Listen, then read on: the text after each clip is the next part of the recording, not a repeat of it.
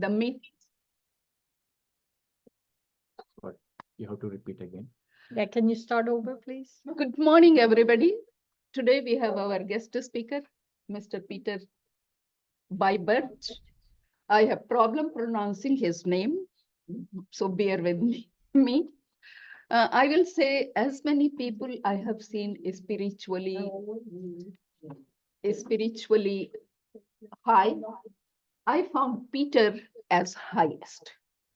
And that's why when he used to be in the meetings, I always said, I'm not of you, standard of you all, but I'm saying something. So for Peter, I will say that in my language, there is a saying, chote muh badi baat, means a small mouth and big talk. So I will not describe Peter. You will yourself understand what and how is Peter. So Peter is now, the whole thing is now yours. And everybody enjoy the moment. Thank you, Mira. Thank you. Thank you, Mira. Hello, everybody. Can you hear me okay? Can you hear me okay, everyone out there? Nice. If you can hear me, put your hands up, please. Just put a hand up. I just want to make sure that I'm coming through to you.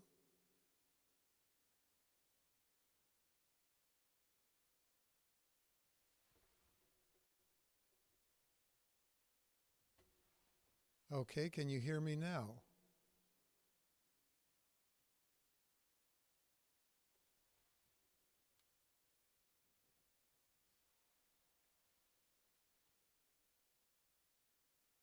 Yes, hello. First of all, I'd just like to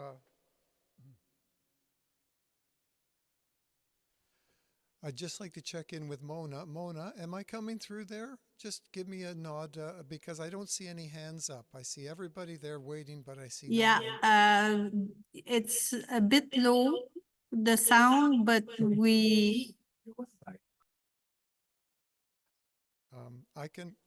from our side, the sound is okay, but from your side, it's a bit low. Okay, just hang on a sec.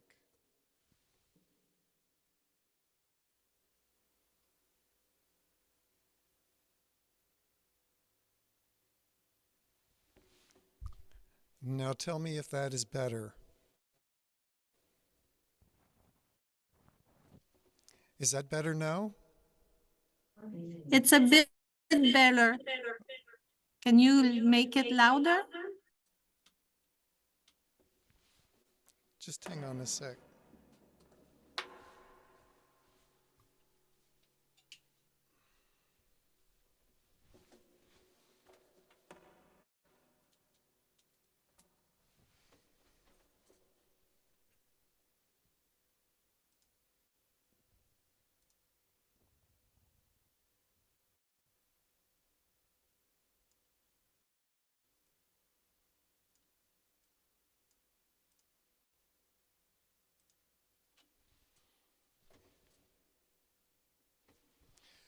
Okay, now tell me if this is better. Can you put your mouth closer to the microphone? Okay, how is this now? Any better?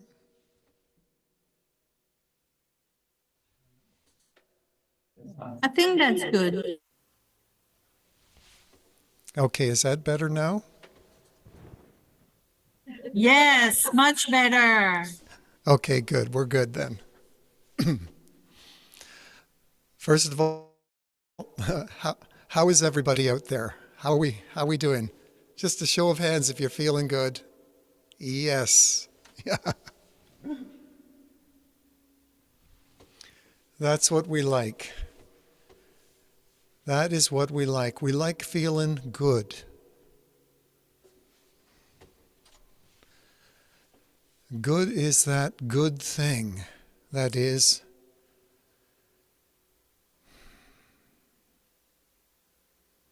it's invaluable. I mean, here we are all in different paths in our lives and living this incredible life. And what is it that we're all after, more than anything else? Well, it doesn't have to be a thing that we're after, but it might just be the quality of how we engage with this life.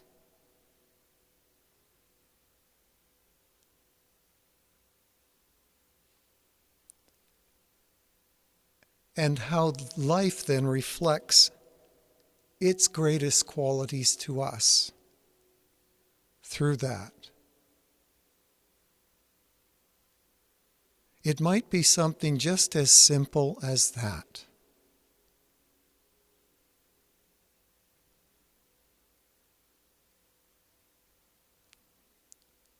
You know, the more simpler we make life, the more meaningful it becomes.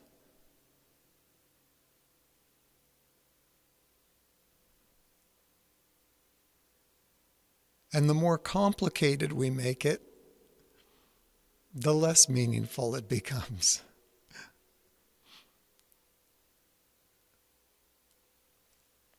I suppose it's because, you know, when we're keeping it simple, as life should be, and we can do complicated things. I mean, we can do, we can do, with these incredible minds that we have and these wonderful bodies,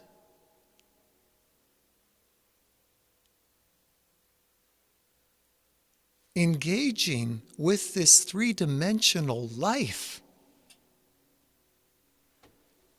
that we're all living in.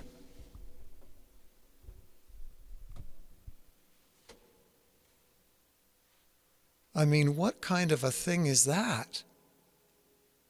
That's something that's just, it's hard to believe we can actually take it for commonplace a lot of the time.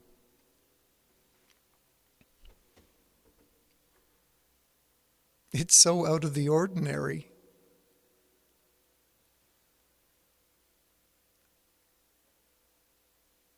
And through our lives, it becomes very normal for us. It's something we get used to seeing a squirrel run across a fence line. And we get used to seeing snowflakes fall.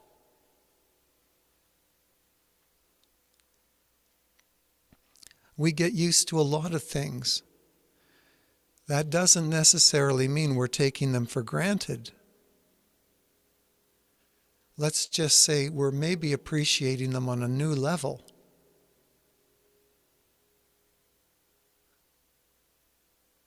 Like we do with so many things in life.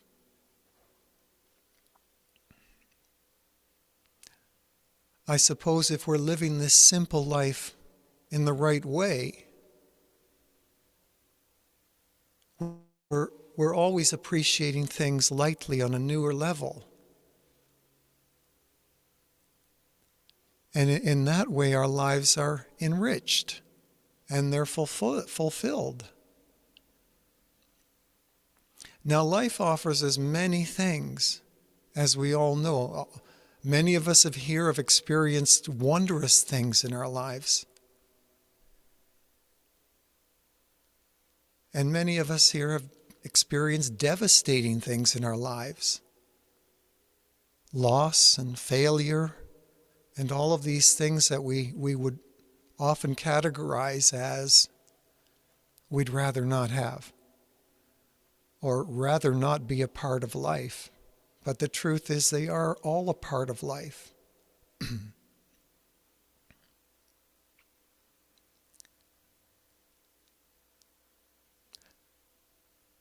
When we come into the current paradigm through which we've all been encultured into in Western society and the like, let's call it the 21st century global consciousness, which has pervaded actually for centuries and generations. And it is a consciousness that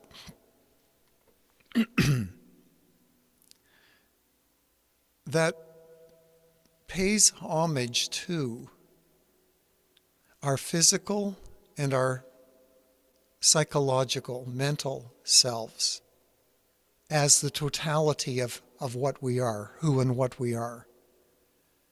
In other words, it tells us from childhood, all of us, good and bad families, that this is the totality of what you are in life.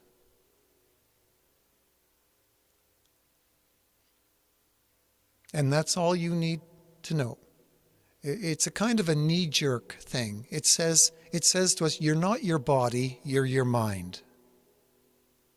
And that's an easy sell, because these minds that we have, they're illustrious. They are incredible pieces of machinery.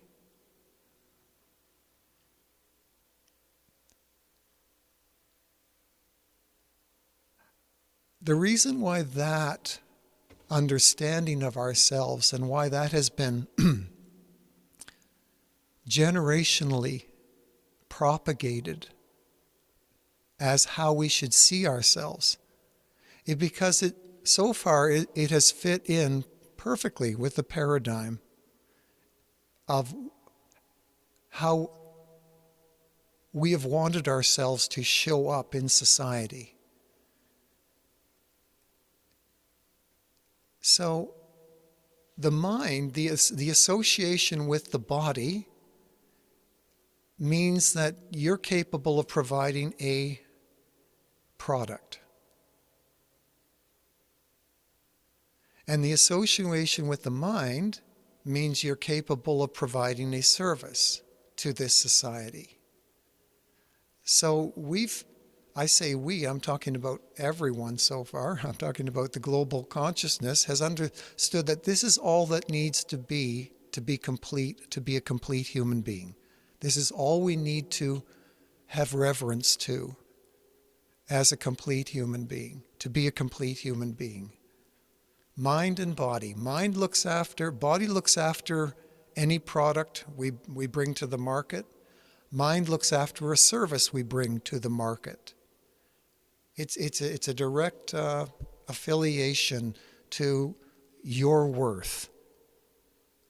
What is your worth? And we've always encapsulated it within this way of being. The thing about, and this is largely the egoic consciousness, and the reason is it's not that it's not who we all are. All of these things are important. What we do and what we provide. But it isn't all that we are. It's an incomplete assessment.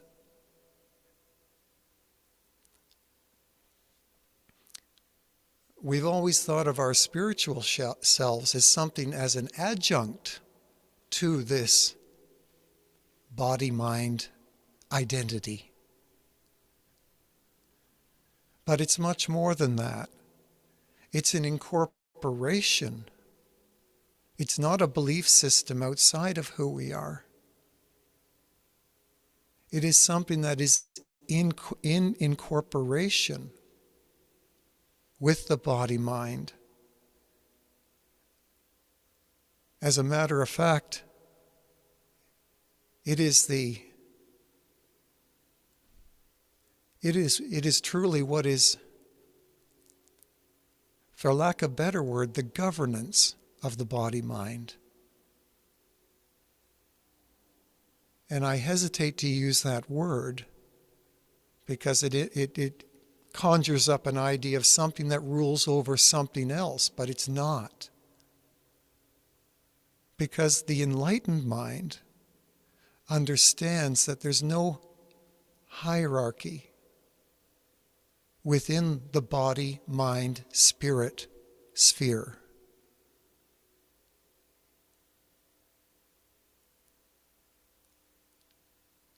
One doesn't have precedence over another.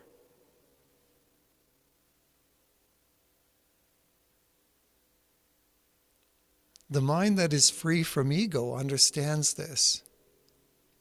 The mind that has stood outside of the egoic orientation and chosen to look at it objectively, understands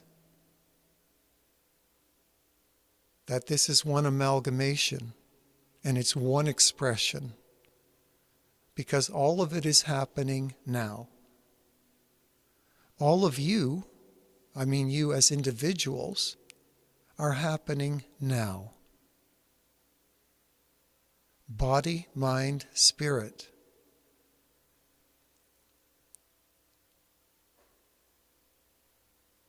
So the $64 million question is, how do we as human beings find our way, our path to this understanding, so that this understanding isn't just something that someone like myself is sitting here speaking to and about, but actually living from it. Actually living from it. What does it feel like to live from what I'm talking about now? Well, I can tell you one thing right off the bat. It's not perfect. It was never designed to be perfect. But there is an innate understanding of perfection and what perfection is. And that this life was designed to be imperfect for our goodness.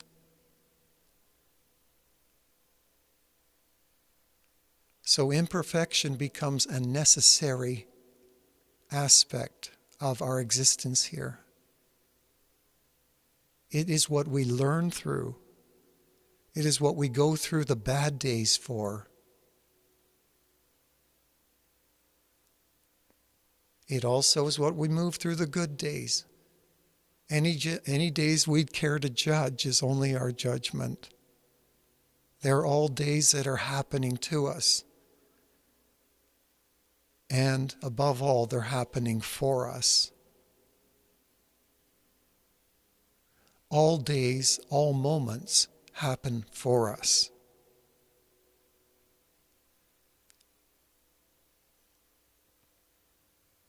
Every moment of your life thus far has happened for you, not to you. When we believe they're happening to us, we are certainly living from the societally endorsed egoic mindset. And when we understand, finally, maybe in life, after many years of suffering, through that sense of being, trying to appease that insatiable sense of being, which is unappeasable, you'll never get it right. You'll never keep up with everyone else. You'll never manage to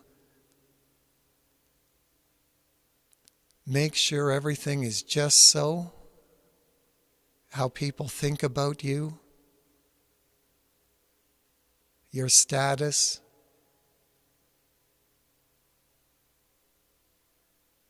You'll never get it right. The brain is amazing. The mind is incredible. It's very intricate. It can paint your existence to others very intricately.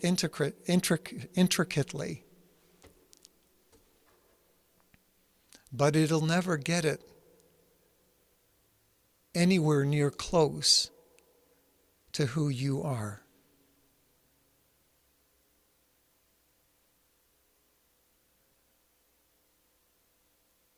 Who you are is not who you think you are. Who you think you are belongs to the ego mindset. And that's also consumed with who you think others think you are. That's what we need to let go of. That's what we need to resolve to get real about this life. Naturally real. And that doesn't mean being opinionated. That doesn't mean holding ideologies that you believe in.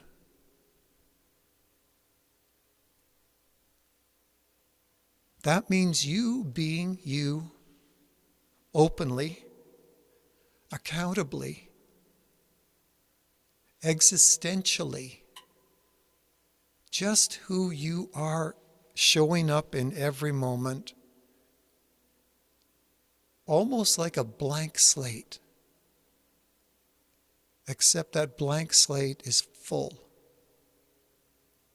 It is full of potential. It's not distracted in the moment. It's there for its brother or sister. If they show up, it's all there. It's all in. It's 24/7, undistracted. And it's that effortlessly. It's that without effort, because it recognizes this is who you are. I want to be all here now. I've got my friend in front of me here. My friend has got a problem. And it's a deep problem, and they are confiding in me. Do I not want to be fully here? Not developing my own thesis or my own things about, well, do they really hurt? Are they really, maybe it's not that bad. Do I want to have my own judgments filtering? Oh, well, last year when I came complaining to him, he didn't have the time for me.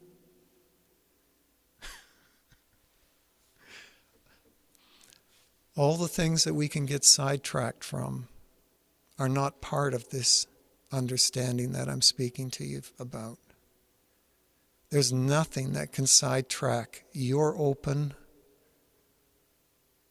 undistracted, natural sense of who you are.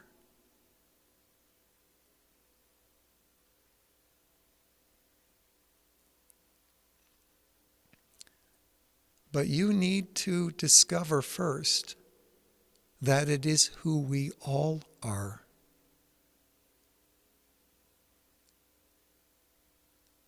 Elementally.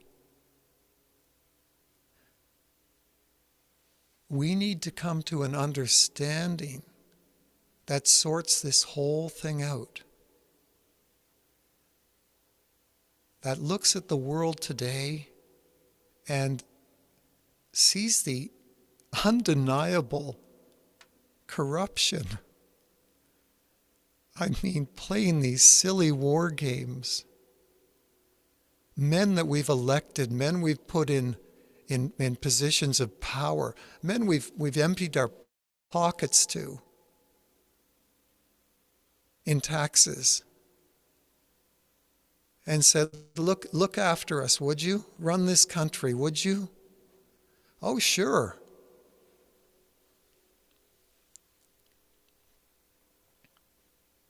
I don't mean to get political here, but I will, on time to time, sort of run into a little pathway.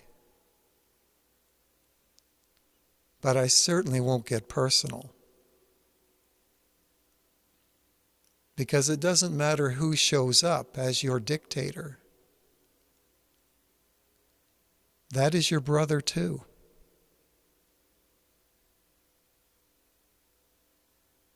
He or she is a product of everything that we're all dealing with.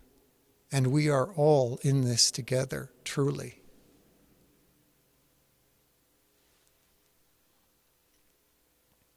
Holding animosity against any leader, however corrupt that leader might overtly be. I don't care if 99 out of 100 people agree that this person is corrupt. He's still your brother. She's still your sister. It's a call for deeper compassion. It's just an expression of how far away an individual might be able to come to actually being who they are.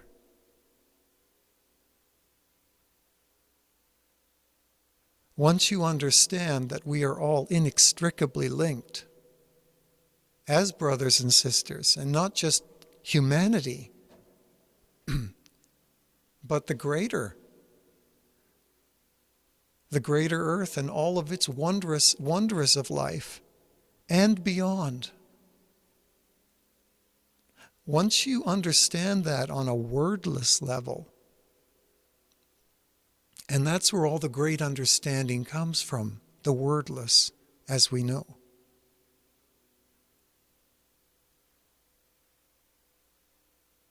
It's appreciated, it's a body understanding, it's a being understanding. It's no longer a mind conceptual understanding. It's a transformative understanding when we come to understanding at the wordless level, the level before and beyond concept.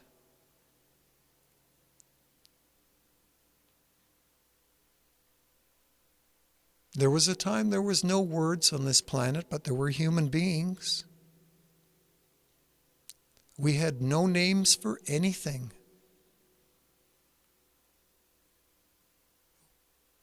We might have pointed to things, we might have shown each other things with our hands, but we would grunt and maybe have little vocalizations, and maybe before that, nothing. But lo and behold, we're in a world today which is fully and totally identified. There is nothing you can't look at. Anything in front of you there, sitting at the cafe. Everything has a name for it. There's nothing you can look at that we as human beings haven't identified. It's called a noun.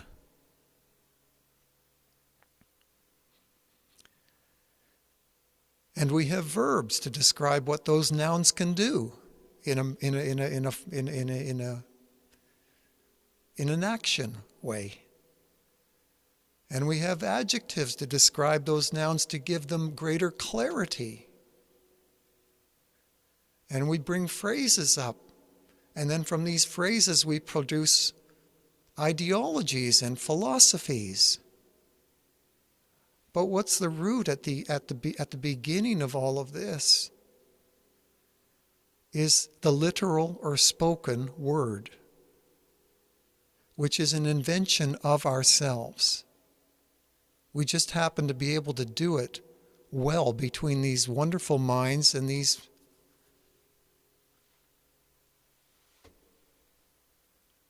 mouths. But when you talk about actual experience, experience itself has no identity.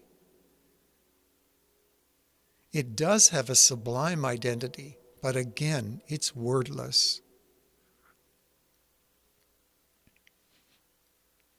When you take a walk in the forest, on one of these beautiful days that we can have with, when the sun is just coming up and the pieces of snow are starting to fall off the trees as the small animals scurry across the tree limbs. And you don't think to yourself, that squirrel is walking across a limb and knocking the snow off. You simply take it in. You simply are walking in awe of creation. Now, believe it or not, that you is you. That's you walking that forest path.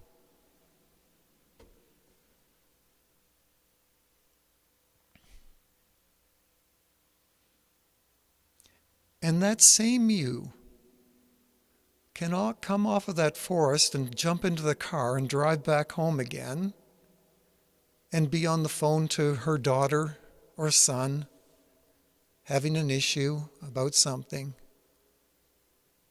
and be all there in that same awe.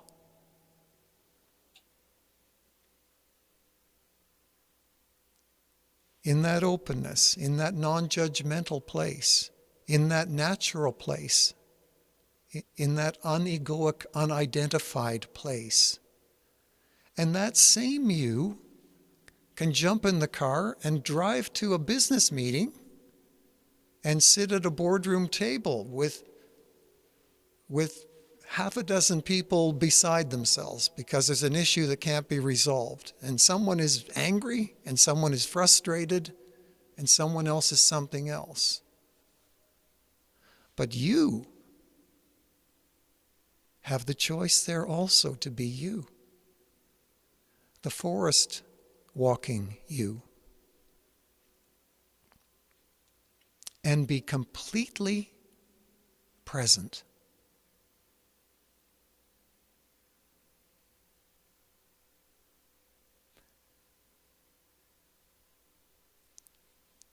That is a huge challenge for most human beings, because we have been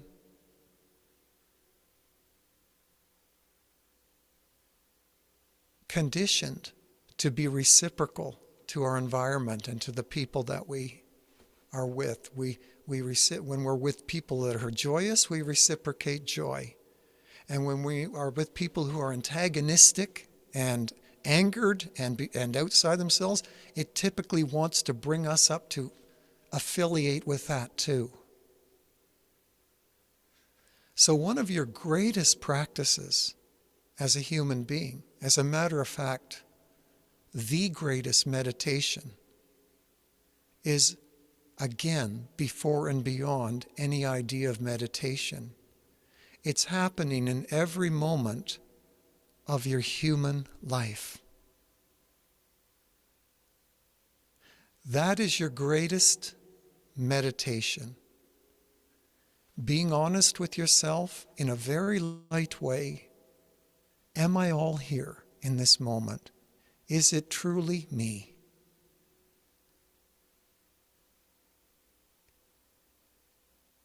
Is it the me that is open and accountable to others? Is it the me that's not clouding its vision with judgment? Is it the me ready to admit to a mistake that I made and be humbled through that authentically?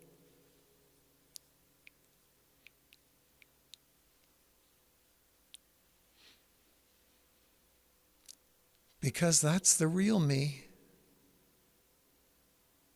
That's the real me. And when I say the real me, that's the you that is in communion with creation.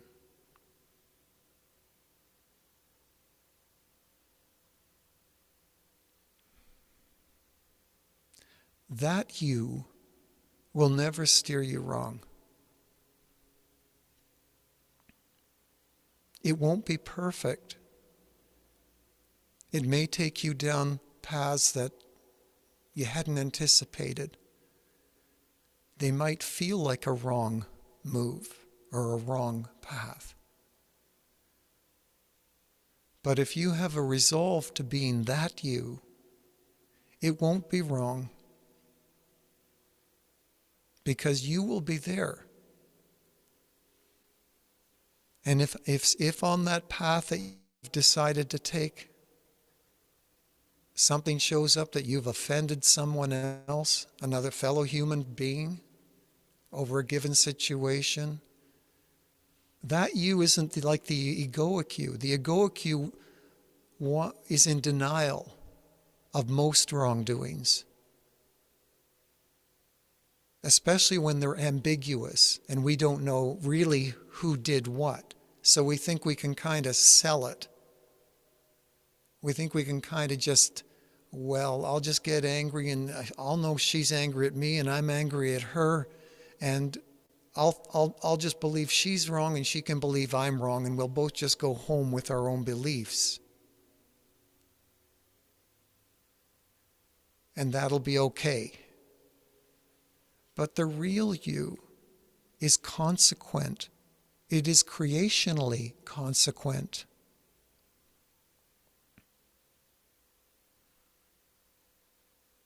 It is going to it's going to listen to how you feel. And it is going to want to take the right actions. It's going to know that you don't feel well about what you just said.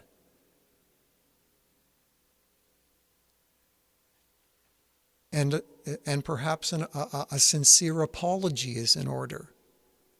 And sure, that's humbling. It's always humbling. But you know, our greatest growth comes through our humility. So why would we even rob ourselves of that? The only thing left to do now is, how quickly can I forgive myself? And you'll find from you being you, forgiveness doesn't linger.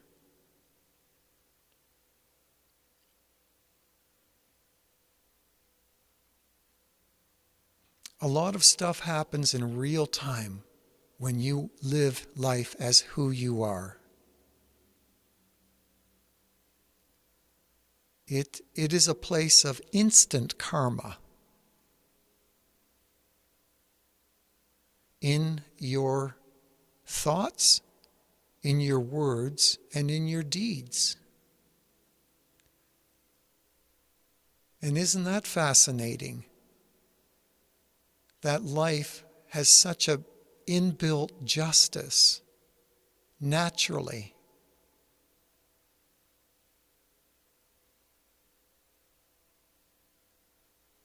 And all we need to do is follow it.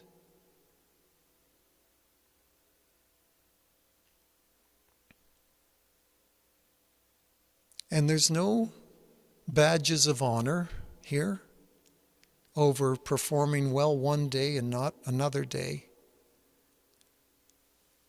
If you don't make the grade one day, that's okay. That's what forgiveness is for. Shower yourself with forgiveness.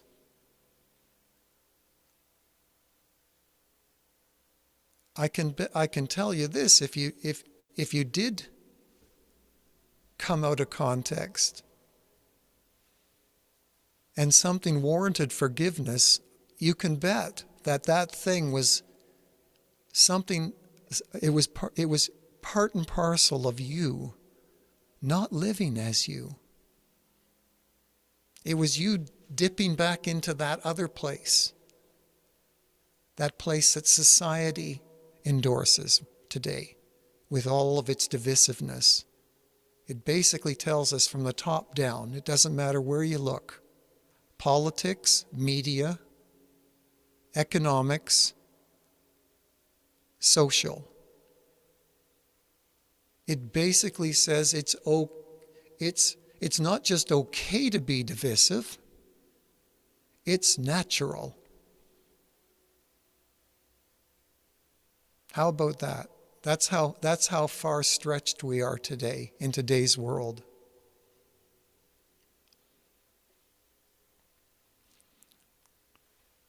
Natural divisiveness.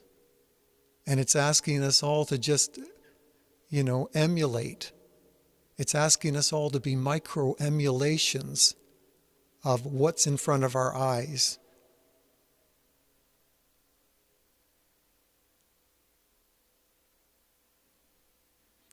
It's all illusion.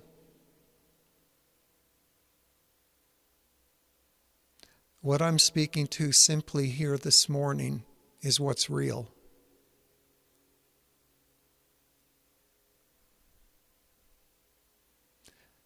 This is the reality of everything we all are. And everything that life is. It is unified.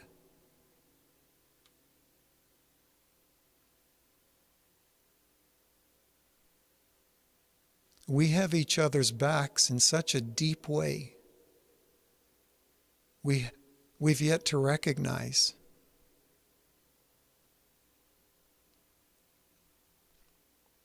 As a global culture. But it can be recognized within the individual. And again, the recognition comes through wordlessly.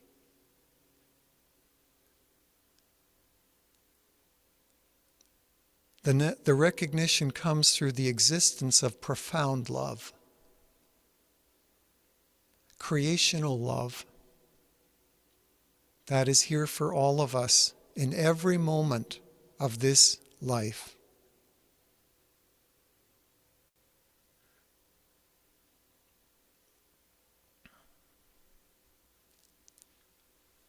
And at this point of the program, I'm going to take us straight, just be right where you are. I want you to get very relaxed. I think some of you know I'm a musician. I write songs as well. And I do also a sonic meditation. So I'm going to set myself up here in the next minute or so to deliver a 7 to 8 minute sonic meditation that I would like you, after this initial talk that we've just had together here,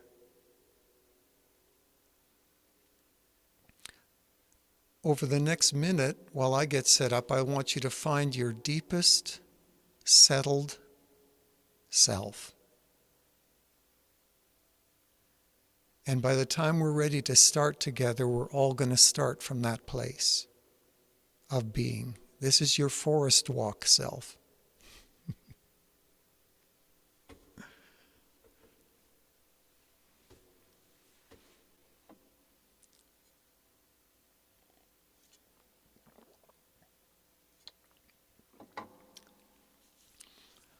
By the way, it's a wonderful energy in the cafe this morning.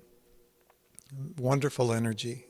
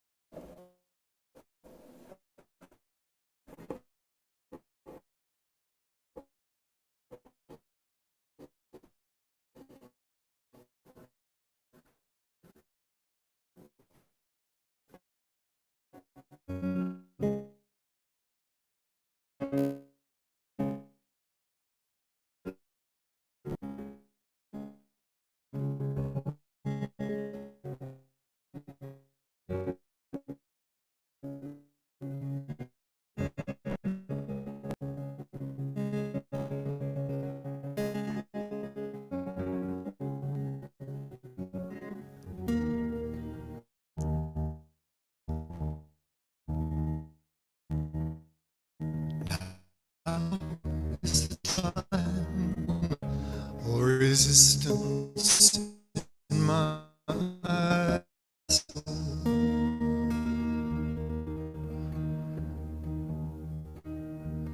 When I up control, let you know me within and lie forever.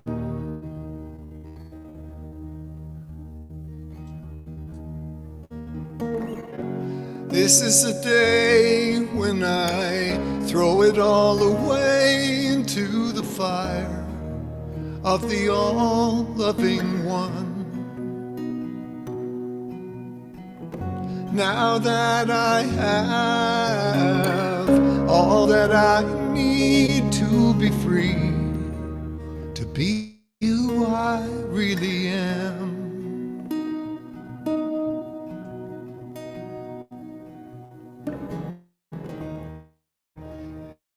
Here is the place where I fall into grace and release into the sweetness of your love. I surrender and I remember the light and the beauty that I am. Here is the place where I fall into grace and release into the sweetness of your love.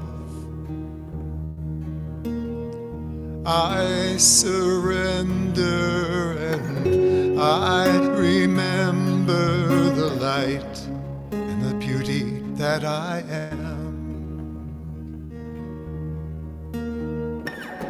This is the day that I throw it all away into the fire of the all-loving one. Oh, now that I have just what I need to be free, to see who I really am, to see who I really am.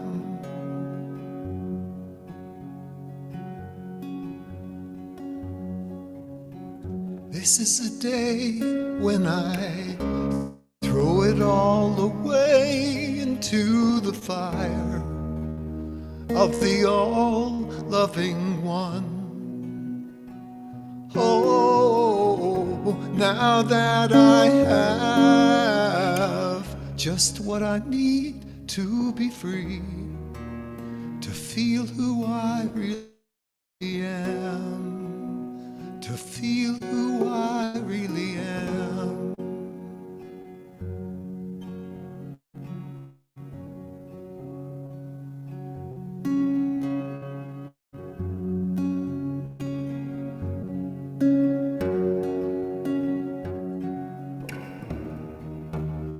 To feel who I really am, to feel who I really am.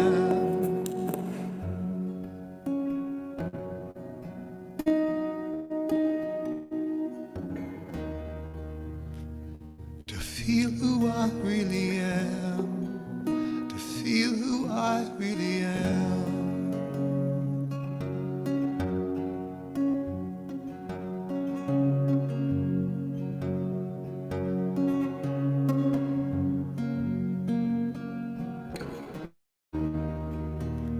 To feel who I really am, to feel who I really am.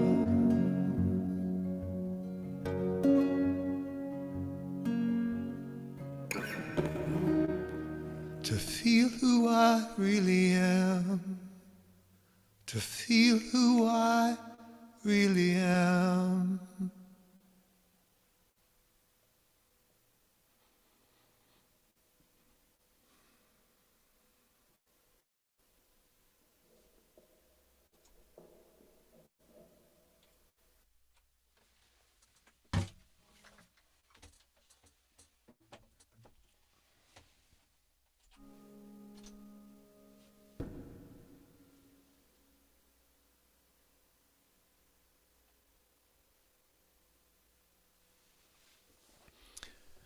Okay, are we back from that little journey through the forest?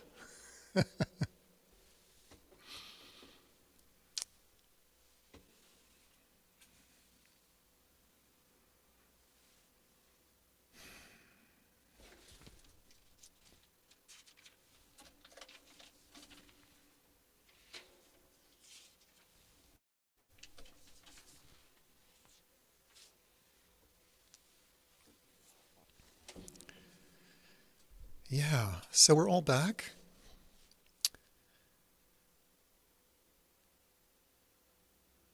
So we want to pick up from where we were. And I think we're coming into the understanding of mind intelligence and heart intelligence. We're all familiar with what mind intelligence entails. We've been brought up with it.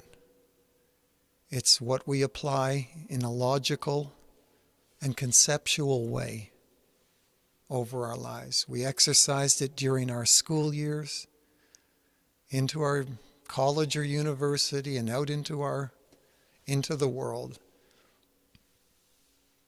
We formulated an identity based on it. Because you see, when we were kids and we were putting together this idea of what we were looking around at the rest of the world. And we were seeing that everything else had a name and was identified. And even though we were living from this thing must be a thing too. And it needs to be identified. So it's given a name.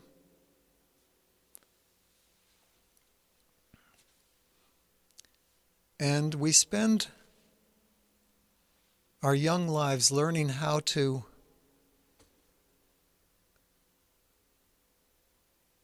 being shown, more accurately, how to identify this thing that we are, and how to live from it and speak from it,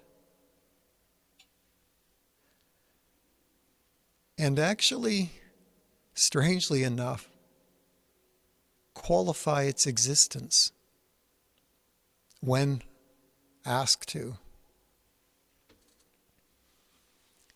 Which unfortunately, as illustrious as these minds are that we have, that is out of its job's description to fully define who we are. Again, for our full and accurate description, we need an amalgamation of mind.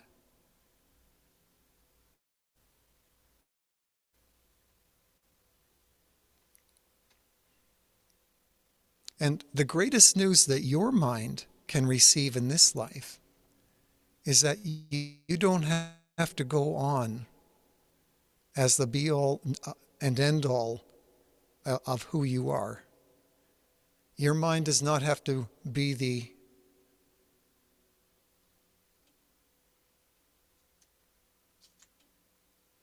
qualifier or the describer of everything that you are.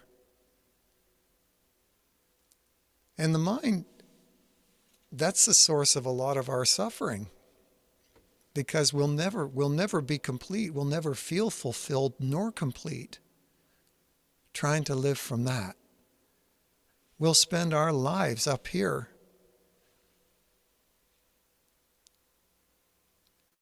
believing that we just got to do this thing better. That's the reason why. Because everyone else seems to be, getting there, and they seem to be happy and fulfilled. Well, they might have a bigger car, they might have a cottage, they might take their kids on holidays more than you, but they're not any happier because this deep, deep unresolvement is yet to be resolved, is trying to get resolved within the paradigm of ego, which is largely dominated by the mind. So we can go through our lives trying to find fulfillment, and we might just come to a point, and I can speak to this one personally, because I came to a point, having had the wonderful children and the successful business and the loving wife.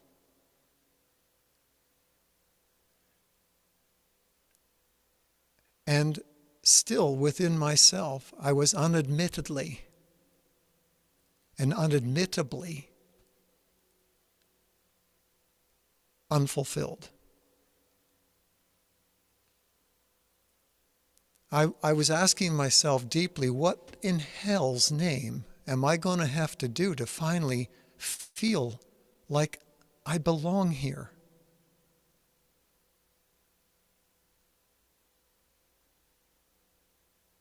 What does that look like? And living from the egoic paradigm, again, the one that society endorses for all of us, I realized that wasn't going to be possible to resolve that question, and that I was going to need help. And I didn't know what kind of help that was going to look like, but it surely wasn't going to be help of the conventional nature, what we think of as psychologists or psychiatrists or priests or pastors or reverends or prime ministers.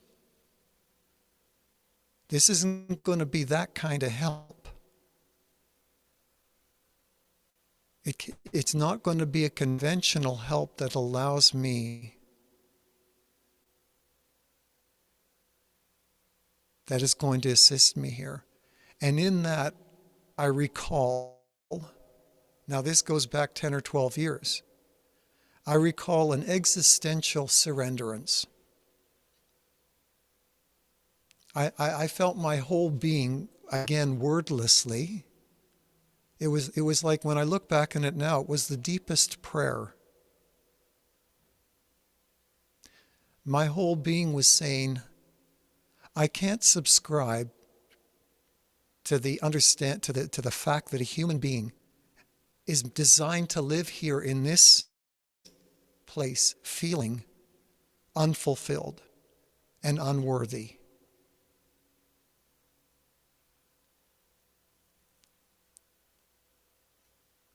And I don't know where to go.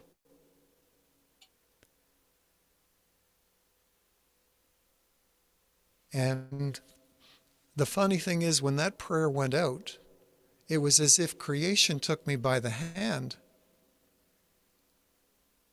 and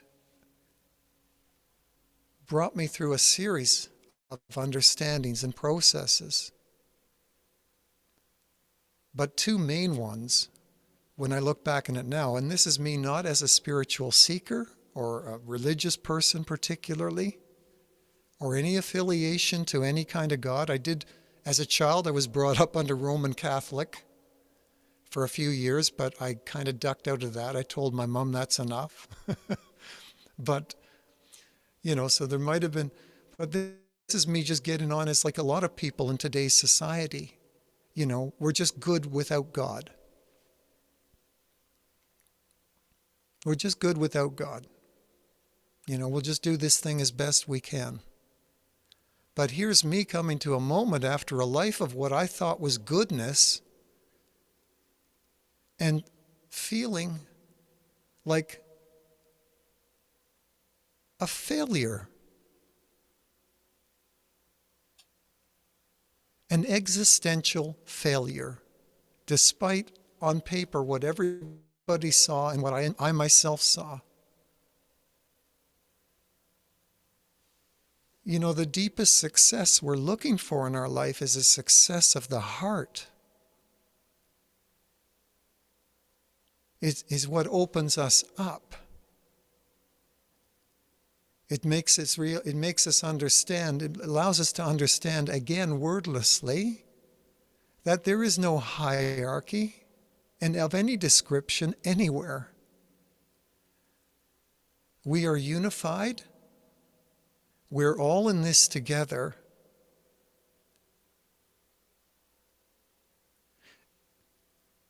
And that's the greatest news for you as a being.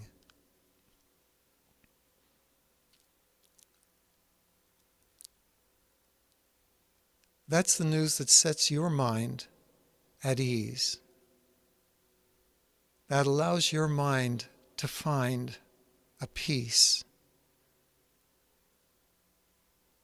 And as it finds that peace and it opens up, it's in an observation now of how you've been living thus far and how you've been depriving yourself of your own inner peace. And that inner peace comes through an understanding of creation. And when I say creation, I'm using that synonymously with God. Whatever we would think about as God, whatever has historically been referred to as God. Because that's the love that envelops you into the wordless understanding of our inextricable togetherness.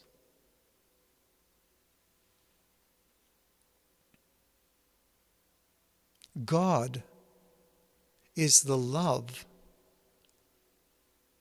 is the feeling that brings you to the understanding, the non-conceptual understanding. The mind is just in witness to this. It's doing what a good little mind should do. It's taken a seat in the corner. It's in observation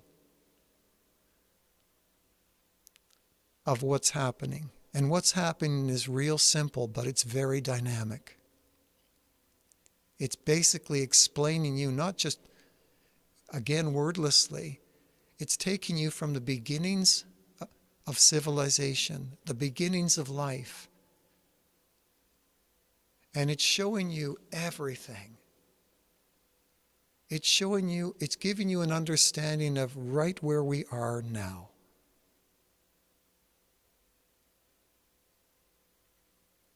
And right where we are now is where we have always been. These are what I'm speaking to here are truths that are immeasurable and ageless. They have always been and they will always be.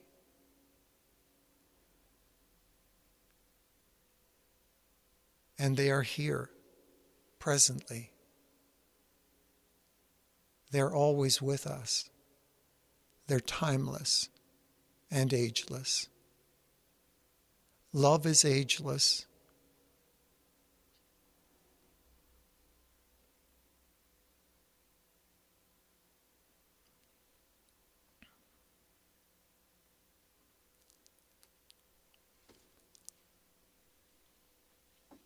Now, I'd like you to just prepare for a couple of moments. I've got a song that's going to follow up on that last little excerpt there. So again, I want you over the next 30 seconds or so to find your forest peace, the peace that is you, the peace that is me, the peace that we are.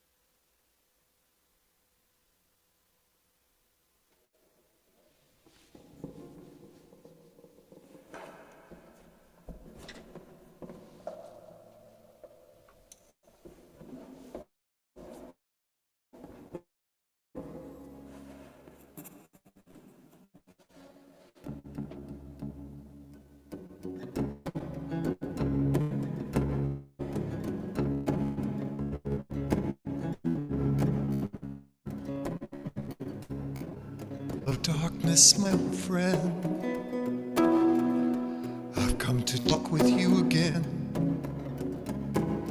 because a vision softly creeping lifted seed while I was sleeping, and the vision that was planted in my brain still remains within the sound of silence. streets I walked alone, narrow streets of cobblestone. Neath the halo of the East Street lamp, I turned my collar to the cold and damp. When my eyes were stabbed by the flash of a neon light that split the night and touched the sound of sun.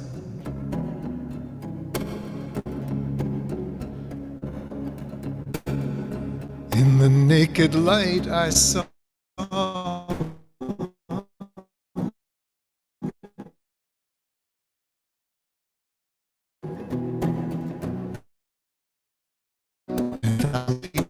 out listening, people writing songs that voices never share, and no one dare disturb the sound of silence. And the people bowed and prayed to the neon god they'd made, and the sign flashed out its warning in the words that it was for me. And the sign said the words of the prophets are written on the subway walls and tenement halls,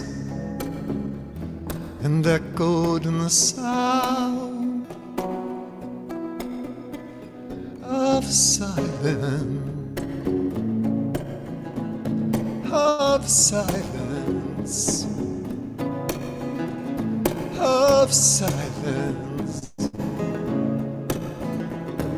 oh, oh, oh, oh.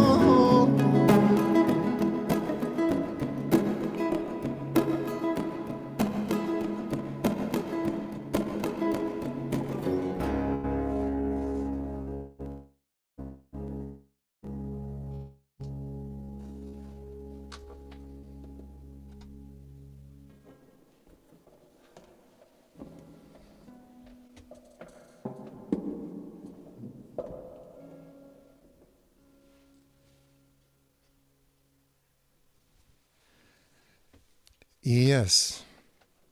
So we come back to, yes, the wisdom of silence. Silence is the greatest teacher.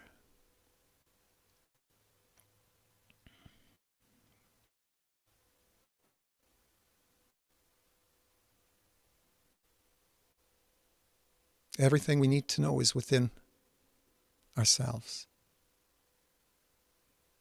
It's all there. It's all ready to be wired. Silence is what helps us to wire it.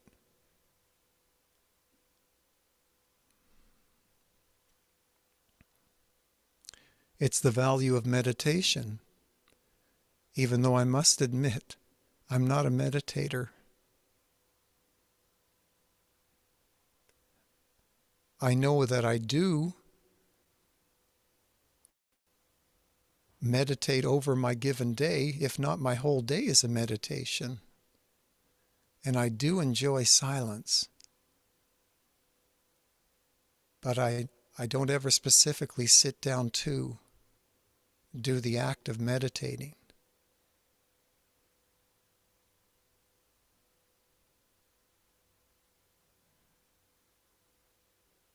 Make your life your meditation.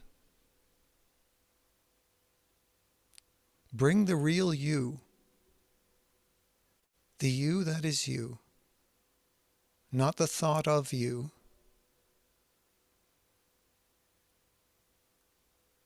to that experience, whatever that experience might be.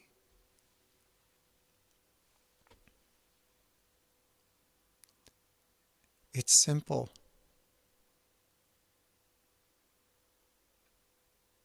It's not an aspiration, and it's not an intellectual pursuit.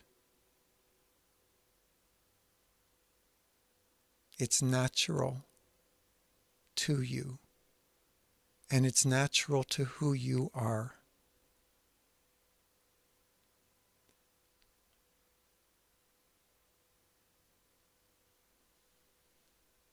We have these wonderful bodies and minds as barometers. Trust them. They will tell you in real time when you are thinking, saying, or doing the right or wrong thing.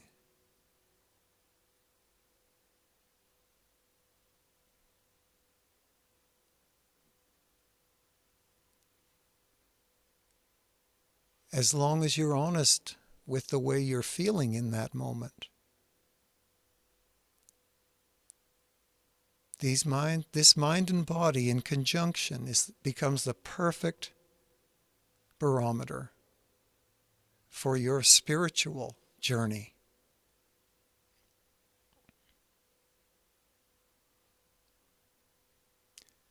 And when you bring yourself online in that way, Spirit understands. It's coming with you. Creation is with you. The source of creation is flowing with you on your journey, not interfering, not trying to make something better or worse. You still have full choice, free will.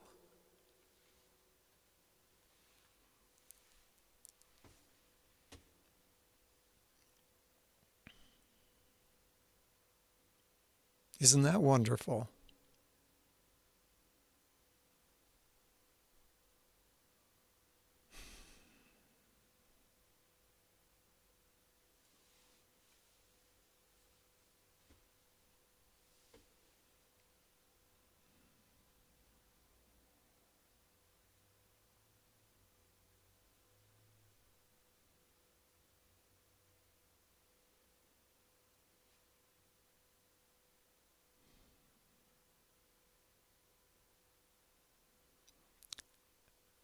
When we're finished looking at everything,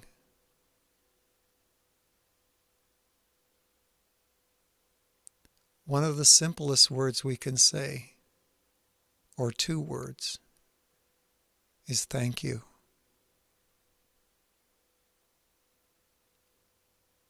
Thank you is the simple expression of gratitude. But it is a big statement. When you take that wordless thank you and you bestow it to creation itself. In other words, this thank you is saying thank you to all of this. Thank you for the wonders. Thank you for the beauty. Thank you for the joy. And thank you for the terror. Thank you for everything we would not want to be thankful for. Thank you for the sorrow. Thank you for the loss. Thank you for the tragedy. With a deeper understanding, just like a bad day, as we referred to earlier. The bad times in our lives are there for us too. The deeper understanding that in time, this bad thing we happen to be moving through, or we could judge as bad or horrific or tragic, will serve us to engage with life with a deeper appreciation through the acceptance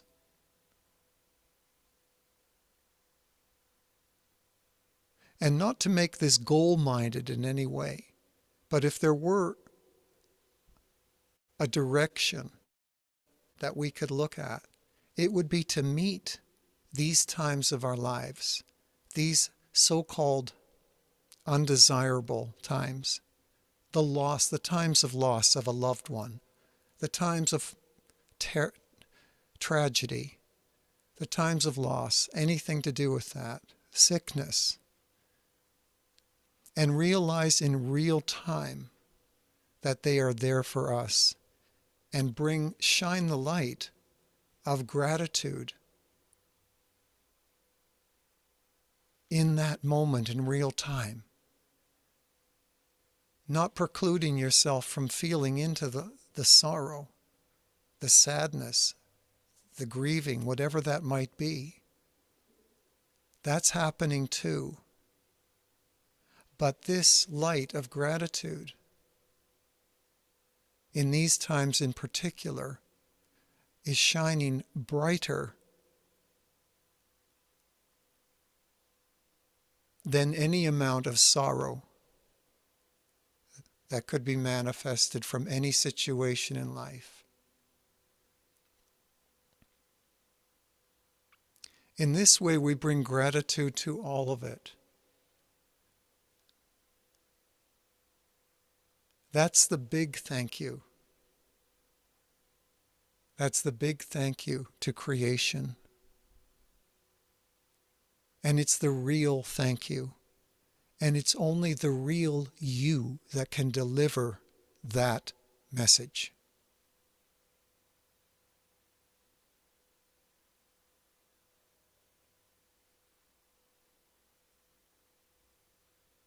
The forest you. Imagine the one that walks in the forest in observation of the wonder is the same you that can give the unconditional thanks to creation.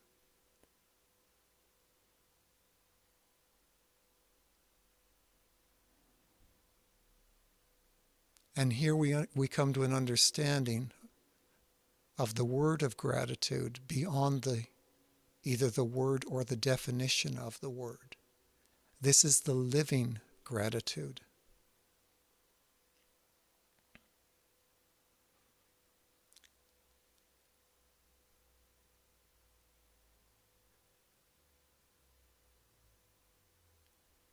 It's what we all came here to experience, to find.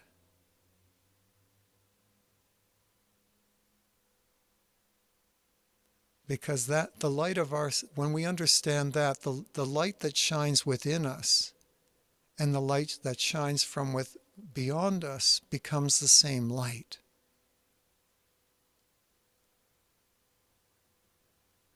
These lives that we call our lives, identified, become unidentified.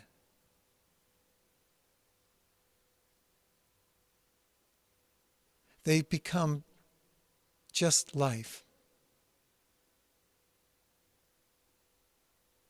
It's no longer owned or possessed by me or you or anyone. It's lived as the gift it is. That's keeping it simple again. It's lived as the gift it is. Allow yourself to become a gift for the gift.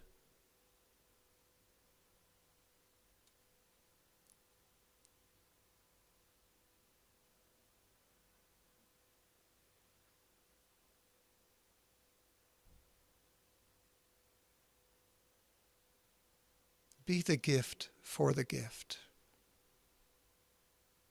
Be the thanks for the thanks.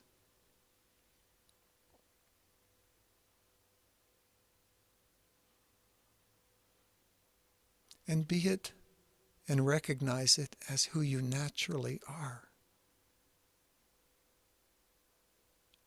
In this very moment and every moment forward from this conference.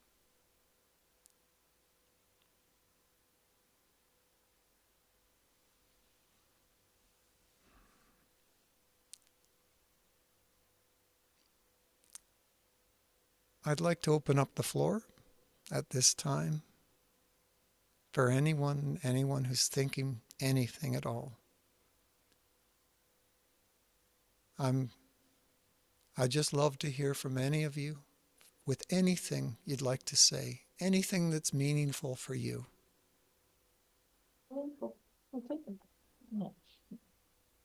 Please turn on the light because Peter won't see you. Where do I go? Just stand at the corner here. Oh. Okay, thank you. Okay, that's good. Just make sure. Get the mouse to come my way. Okay, I think it's up. No, I think it's left. No, it's the other way. Thank you. Okay, so just turn on the sound. I don't know if Peter can hear you. Is the volume turned on? Yep, I've got volume at this Okay, end. great. Okay, go Okay, ahead. so can you hear me? I can hear you fine. Okay, Yeah. well, I'd love to thank you for the conference. I think it was absolutely uplifting. Thank you so much. I love walking in the forest, so I loved your image of being the forest you. That will stay with me for the rest of my life. Something you said at the beginning, though, sort of shook me. And this is what I want to address. I want to ask you about this. You said this life was designed to be imperfect. That sort of scared me because it sounds like we're born into a trap from the very beginning. And I wonder could you explain that a little further? Because Certainly. to my mind, the imperfection comes from our own identification, as you say, our own ego and all of that. And if you can get beyond it, you can actually find that life is perfect. So I don't know, I'll leave that with you. Well, thank you for the question. And it's Yeah. a great question. It's worthy of clarification Right. for sure. Thank you. I'll listen. We all know that, I think really what's behind that is the understanding that no matter what we could attain to our, things will never go the way we ever think they will. Sometimes they do, sometimes they don't. And the idea of perfect or imperfect is simply, again, we come back to a human concept of perfection or imperfection. So I'm actually using it as a talking point. I'm not going to give it any more relevance than that. And there's nothing to be fearful about it. There's nothing to be more fearful about imperfection than there is about perfection. There just isn't. You take the words away and out of the equation, and we're left with life being life. The meaningful stuff in life happens without us in the focus of words, even though as much as, this whole presentation has been a word-based presentation. But I put trust that it's coming from someone like myself who has lived a given life. So I hope that the people that would hear me would hear something beyond just the conceptual of my presentation here. That would be very fulfilling for me. And if anything of what I say, and even in an abstract way, strikes a chord with anyone, even if it's something that jerks you, like a life being imperfect, well, life is also perfect too. It's perfect in its imperfection. And I think that's something we have to come to an understanding of. That life is perfect within imperfection. Because without the imperfections, we wouldn't, the imperfections allow us deeper growth. The things that go wrong in our lives allow us deeper growth. They elicit an apology. They elicit forgiveness. We wouldn't want to be without the things that go wrong.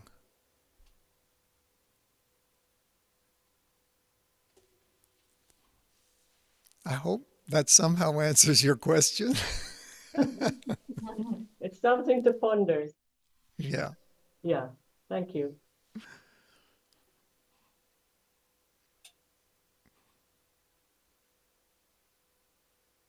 Yeah, perfect in imperfection. Imperfectly perfect. We'll go with that. Yes. Hello, thank you for the presentation. So my question is, when somebody very close to you, you cannot connect with, like your father, your friend, your very close one. And he's like, okay, I will take the example like my father put me a question very hard for me, I couldn't answer. It was like, what am I living for? It was very deep question. And like my father, what is my answer for him? Like I didn't have one, and I told him, do you want me to cry like now? Or it's not it's your life, it's my life also, but this is my question. Mm-hmm. Mm-hmm. Thank you. So, yeah. I mean, fathers love their daughters. We know that.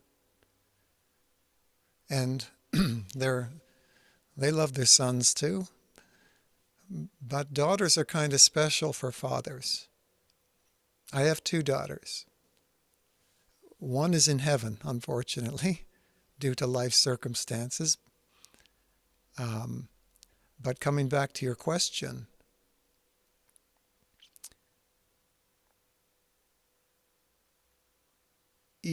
I believe your father is just, he may see, as any father, he wants the very best for you.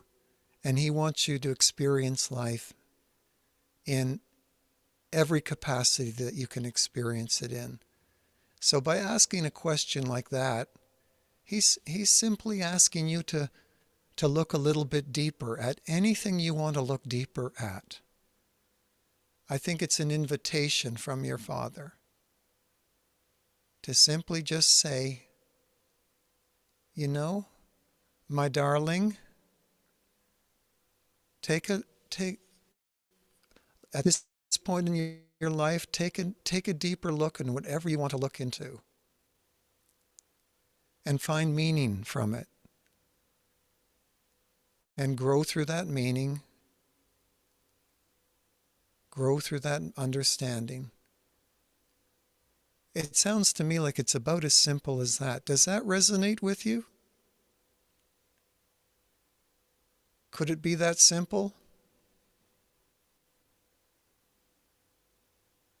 Yeah, it does, Peter.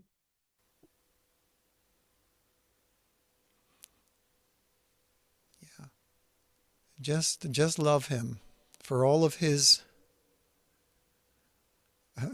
the things that you'd care to see him for wanting to change. Just love him for who and what he is. That's all.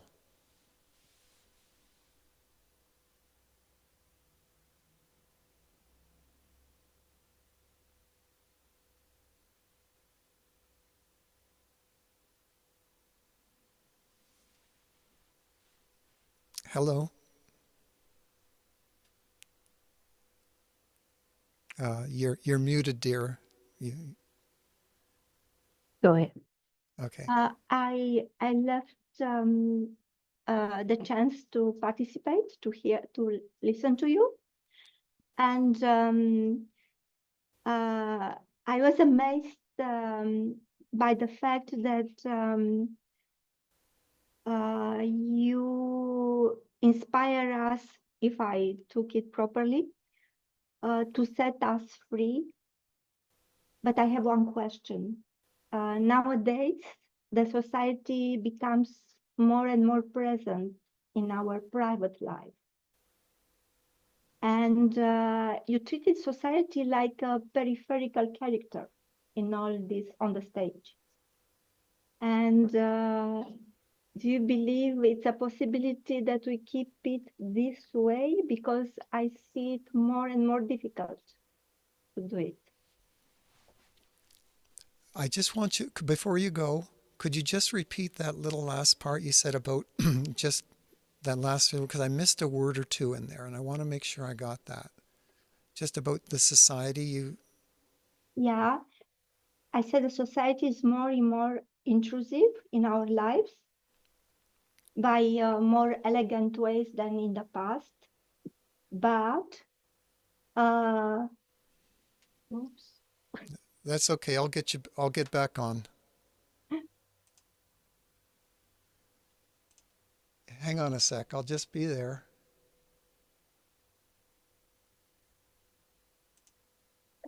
There we go.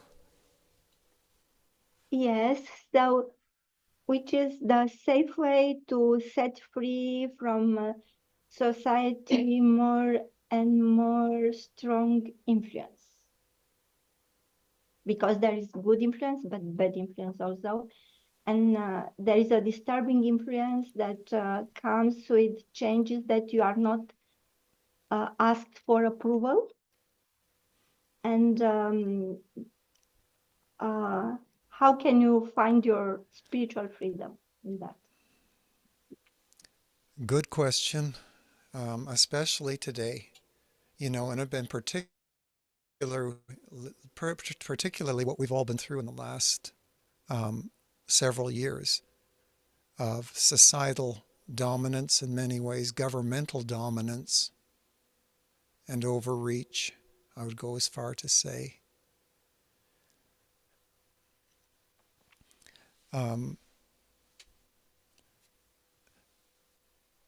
That's the big picture operating beyond our doors. And we don't really have a big say in how that all continues to work. That's mankind. That's an expression of something greater. And the global expression is something greater still. And it's still largely caught in the collective ego. That's why we're at war in Ukraine. That's why we're at war in Gaza. That's why we're at war and amongst ourselves over where we stand politically, where we stand societally, where we stand on vaccines, where we stand on this. And it all looks so divisive, but we can't control the way it is right now. It's important to keep in context that mankind is an evolution, and it is a work in progress. It's a big, monolithic thing moving along. But you are a small part of that. You don't have to emulate that.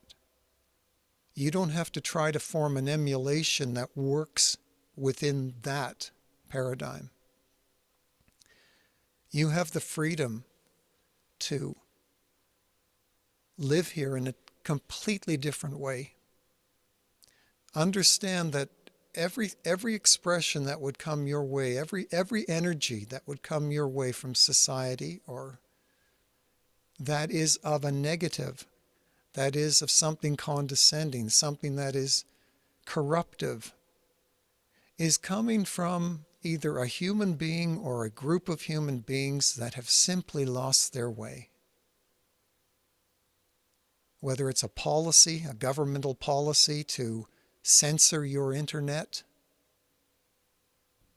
or force an experimental injection upon you to lose your job?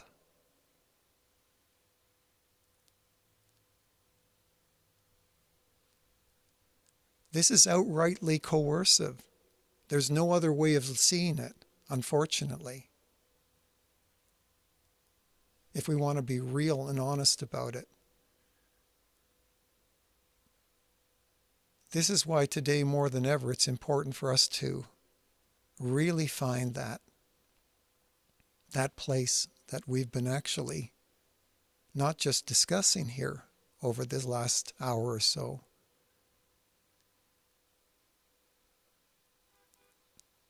It's a place that actually lets that all be, that even can put trust in that coercion, in an understanding that that's just the way it is right now. And that takes a deep acceptance. It's a hard acceptance, I agree. I wrestle with it myself, like you do, obviously. But I refuse to allow it to dominate my life.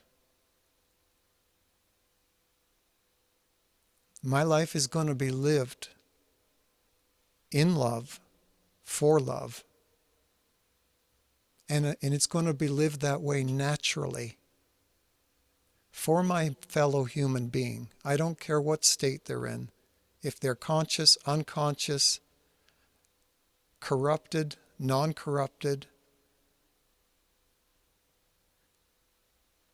We're looking to find the place that can be there for all of us. Even the ones we could easily contend with or be contentious with. So it's asking something, it's a great question that you ask. And it's asking something deeper from all of us. How we live is and how we treat our fellow human being in real time it's really exemplary of where we are. And sometimes the compassionate thing to do doesn't always look like being nice.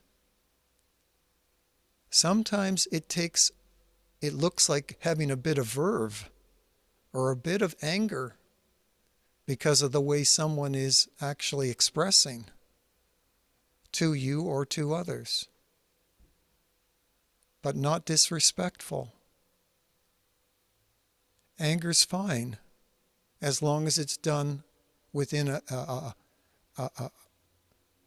understanding of respect and content. In other words, within yourself you've discerned that this is what needs to be said to this person.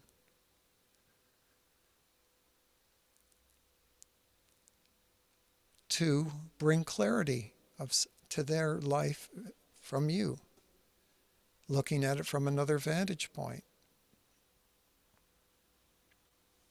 But most things don't have to be, most of that stuff does not have to be engaged with by you to try to, as a thing to take on. Just find the deep resolve of who you are.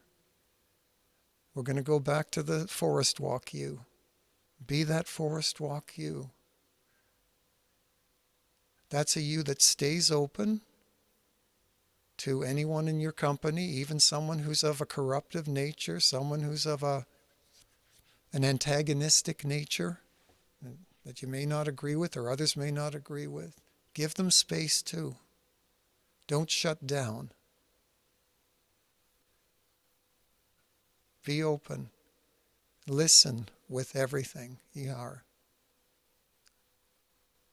Be of service.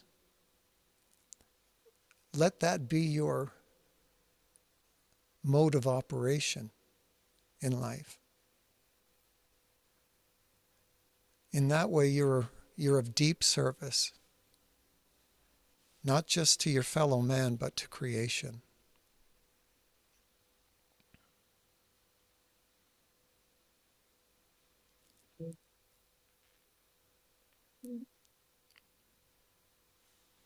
I hope that helped you along the way. Very good. No, nobody else? So the closing remark. Okay. Just nobody else? No? Okay. Are you, no? Okay. Okay, just give me, okay, go ahead then. Now it's Mira. Thank you very much, Peter. It was really, really very interesting. And I will say, I enjoyed every moment of this.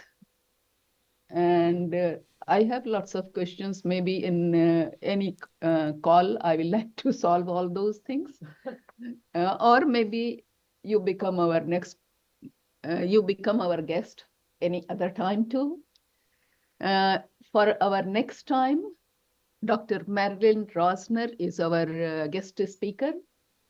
Dr. Marilyn Rosner is founder of Spiritual Science Fellowship, and she is well known in spiritual world in Montreal and around. And She for won't Peter, be here in person this time, just coming. no, in she will be person. here. She will be here in person. Yeah. Yeah. And I will like to give you few calls to solve some of my questions. Thanks a lot. Thank you very much. Yeah. Thank you so much, Peter. Thanks a lot. Thanks a lot. I enjoyed every moment. My line is always open, and I thank all of you. Thank you. It was, Thank it was you. And I want to also thank Sri Ram for helping setting up all the technical. And thank you, to me for helping him. And also, thank you to Mira. I mean, she worked so hard for all the food here for everyone and everyone else who contributed, to make this possible. I think it's all together, Thank you. And I would like to thank Mona and Sriram, our technical advisors, to take care of all these things very successfully. Thank you. Thank you. Bye now. Bye. Bye, Peter. Love you guys. Yeah, love you. We have to turn off now. That was fantastic.